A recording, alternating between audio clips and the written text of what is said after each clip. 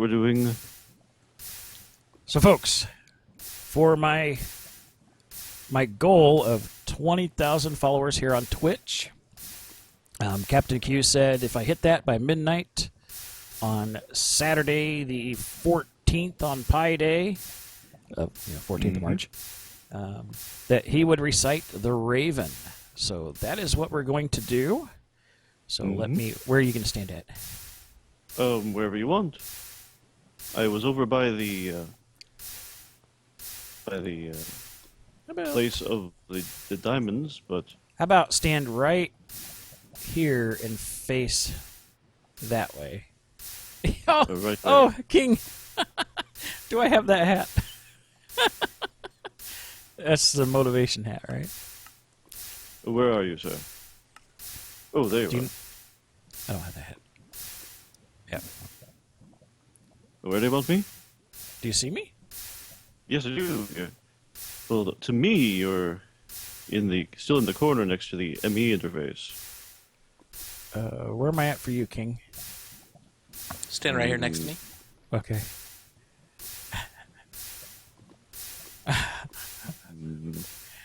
I can't see you.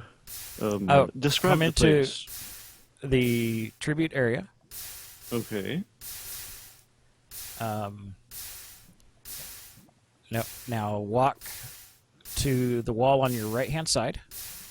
Okay. And You want him to stand here, where you are? Yeah. Okay. Stand in the middle Like and right here, face. or- Yes, perfect. Okay. And then I will do this, and then I'm going to redo the... All right, folks, for my 20,000 followers... Well, let me back up. What did I say before? All right, and someone needs to mark this time. Yes. So, my goal of 20,000 followers on Twitch was met. Captain Q said if I made that by midnight on the 14th of March, Pi Day, that he would recite The Raven by Edgar Allan Poe. So that is what's going to happen here. All right. And I'm going to mute everything else now myself, so it should just be my microphone audio. So here we go. The Raven by Edgar Allan Poe. Once upon a midnight dreary, while I pondered, weak and weary, over many a quaint and curious volume of forgotten lore, while I nodded, nearly napping, suddenly there came a tapping, as of someone gently rapping at my chamber door. "'Tis some visitor," I muttered, tapping at my chamber door. "Only this, and nothing more." Ah, distinctly I remember.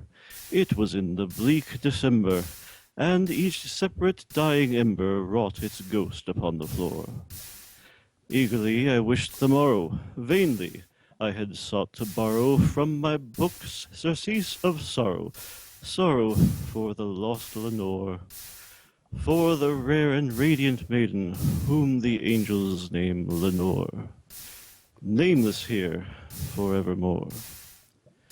And the silken, sad, uncertain rustling of each purple curtain thrilled me, filled me with fantastic terrors never felt before, so that now, to still the beating of my heart, I stood repeating, "'Tis some visitor entreating entrance at my chamber door, some late visitor entreating entrance at my chamber door. This is it, and nothing more." Presently my soul grew stronger, hesitating then no longer. "Sir," said I, "or madam, truly your forgiveness I implore. But the fact is I was napping, and so gently you came rapping, and so faintly you came tapping at my chamber door, that I scarce was sure I heard you. Here I opened wide the door. Darkness there, and nothing more. Deep into that darkness peering, long I stood there wondering, fearing, doubting, dreaming dreams no mortal ever dared to dream before. But the silence was unbroken, and the stillness gave no token, and the only word there spoken was the whispered word, Lenore. This I whispered, and an echo murmured back the word, Lenore. Merely this, and nothing more. Back into the chamber turning, all my soul within me burning, soon again I heard a tapping, somewhat louder than before. Surely, said I, surely that is something at my window lattice. Let me see then what thereat is, and this mystery explore. Let my heart be still a moment, and this mystery explore. 'Tis the wind, and nothing more.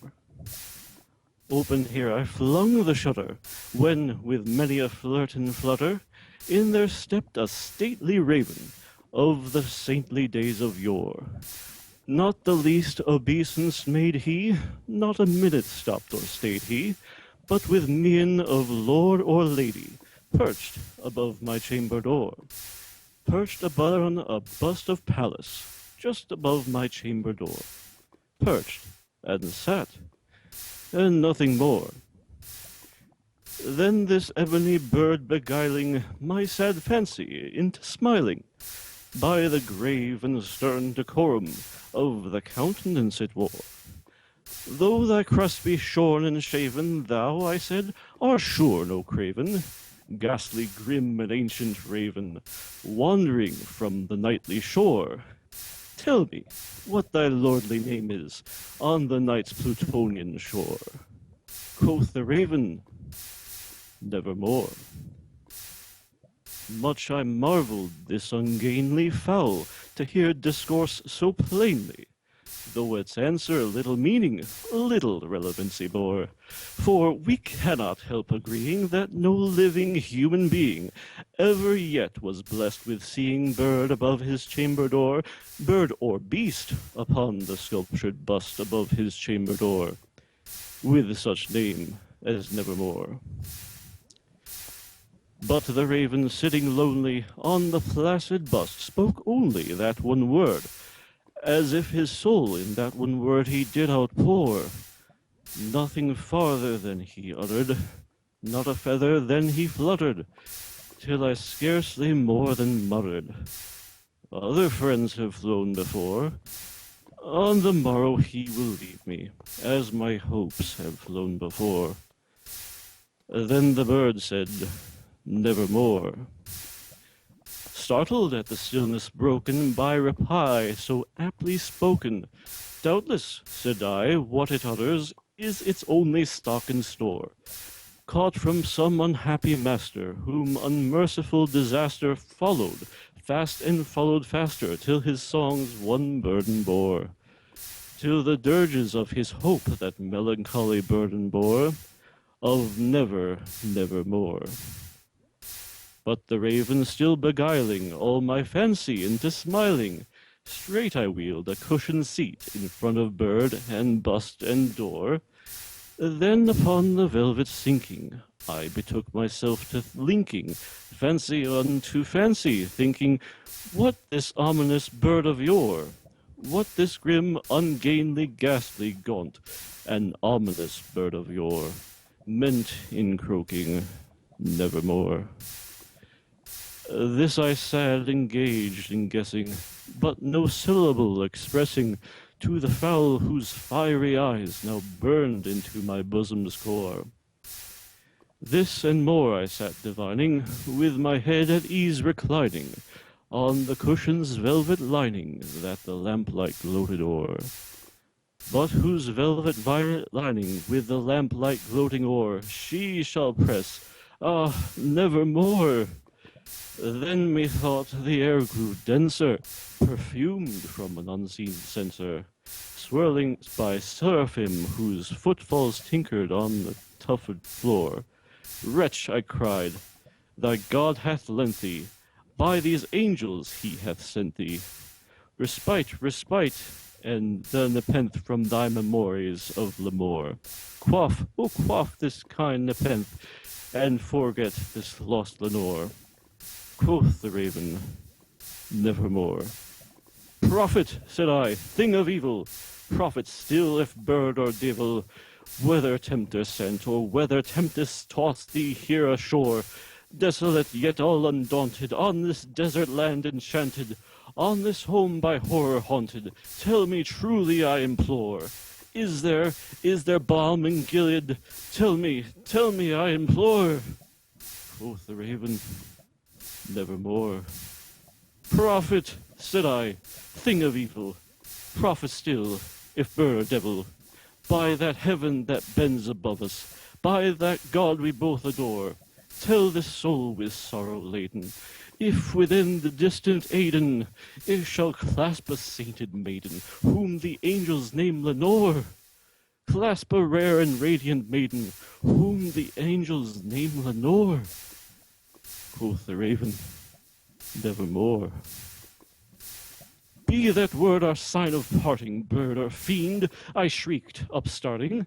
Get thee back into the tempest and the night's Plutonian shore. Leave no black plume as a token of that lie the soul hath spoken. Leave my loneliness unbroken, quit the bust above my door. Take thy beak from out my heart, and take thy form from off my door. Quoth the raven, nevermore. And the raven, never flitting, still is sitting on the pallid bust of Pallas, just above my chamber door. And his eyes have the seeming of a demon's that is dreaming, and the lamplight o'er him streaming throws his shadow on the floor. And my soul from out that shadow that lies flowing on the floor shall be lifted nevermore. The end. Yay! Hey, you were on fire for a little bit there. It's okay. I still got diamonds on me. All right, let me switch my stuff. I had to go refill. I can't help you with that, Doc. I get this unmuted.